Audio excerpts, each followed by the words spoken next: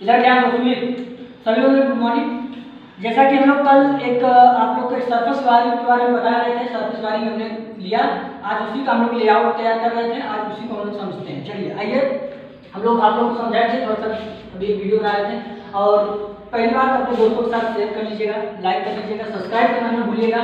चलिए ज़्यादा टाइम नहीं लेते हैं, और वीडियो अगर लंबा जा रहा होगा तो 1.5 करके देखिएगा, देखिएगा, इससे आपका अभी जो कंसेप्ट है क्लियर हो जाएगा। एक होती है जैसे कंड्यूट वायरिंग में दो प्रकार से हमने बताया था, एक आप लोगों को बताया कि कैंसिल वायरिंग क्या होती है, तो है इधर ध्यान बताइए।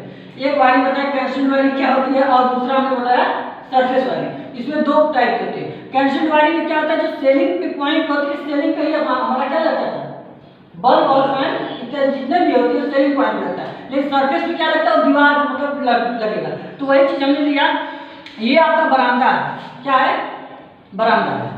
ये 3x3 का बरामदा था। ये लेक्चर रूम है, क्या है, लेक्चर हॉल है, ठीक है, 3x3 का ही लेक्चर हॉल। ये आपका 6x6 का ही लेक्चर हॉल है, ठीक है, इतना था। तो देखिए इसमें क्या था कि एक आपका बल्ब और एक सॉकेट, तो यहाँ हमने डीबी बैठाया 0.5 मीटर की छोड़ के, ठीक है। तो जब डीबी बैठाया तो यहाँ से लेकर आए एक SB1 के पास लेकर आया।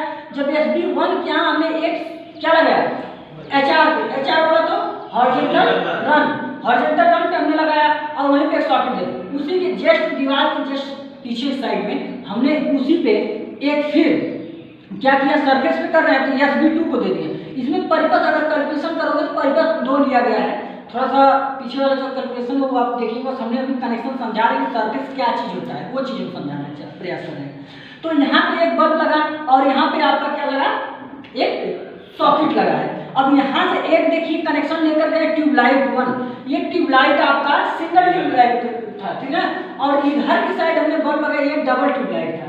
और इसी पे हमने कितना 1.5 मीटर की दूरी पे हमने क्या लगा दिया, फैन लगा दिया। इधर ध्यान दो, मोबाइल में यहाँ अब ये आपका एक सर्किट कंप्लीट हो गया। क्या सर्किट 1 में आपका SB1 प्लस SB2। अब हम लोग चलते हैं इसमें, क्या करते हैं, अब परिपथ 2 में चलते हैं। SB3 और SB4 हमने दो स्विच बोर्ड लगाया है, परिपथ एक ही है। क्या कर रहे हो, अच्छा तुम भी दिखा कर रहे हो, अच्छा दिखा। तो यहाँ पे अब डीबी से हम लोग लेकर आए हैं आपका SB3 तक। अब SB3 में भी एक सॉकेट लगाना था।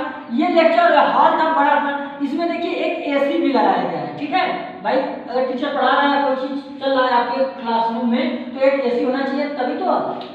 अब देखिए यहाँ पे हम लोग क्या कर रहे थे, SB3, अब SB3 से कनेक्शन लेना, इसमें 2 फैन लगाया गया। कितना, 2 फैन है आपका, 2 फैन, एक बल्ब, यहाँ डबल ट्यूबलाइट यहाँ पे लगाया गया है, और एक ट्यूबलाइट सिंगल ट्यूबलाइट आपका यहाँ। अब ये डिस्टेंस आप लोग यहाँ से देखिएगा 3 मीटर ये है, ये 3 मीटर है। तो ये ऐसा जो सरफेस, मेरा सरफेस इसके बताने का क्या मतलब है कि सिर्फ सरफेस की वायरिंग कैसे की जाती है वो चीज़ हम बता रहे हैं।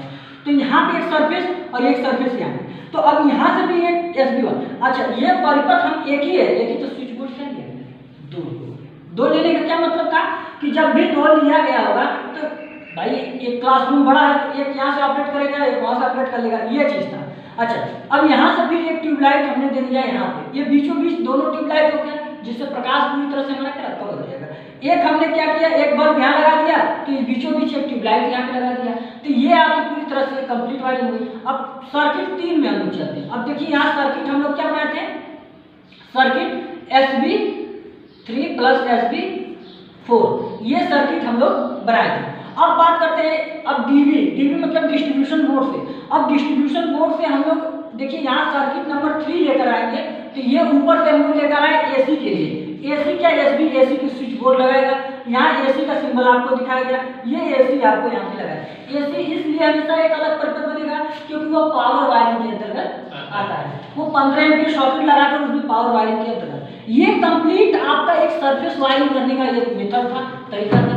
जैसा भी आपको होगा आप कमेंट बॉक्स में बताइए क्या समझ में आया क्या नहीं आया। जैसा होगा फिर हम उसको समझाने का प्रयास करेंगे। लाइक कर लीजिएगा, शेयर कर लीजिएगा अपने दोस्तों के साथ। बहुत से ऐसे लोग हैं कभी क्लास में 2-4 लोग भी नहीं आए थे, तो उनको आज ये भी इन्फॉर्मेशन इसके माध्यम से पहुंच जाएगा कि अभी हम लोग का क्या छूटा। तो जो लोग भी अभी नहीं आ पा रहे हैं तो जल्दी से आए, क्योंकि आगे चल के हम लोग टॉपिक स्टार्ट करने वाले हैं पावर वायरिंग। कल के बाद हम लोग को पावर वायरिंग स्टार्ट हो जाएगी। अभी हम लोग इंटरनल वायरिंग के बारे में पढ़ रहे थे। तो चलिए मेरे दोस्त, ये आप लोग को समझ में आ गया? Yes sir. हैं? बोलो, अब से कोई दिक्कत?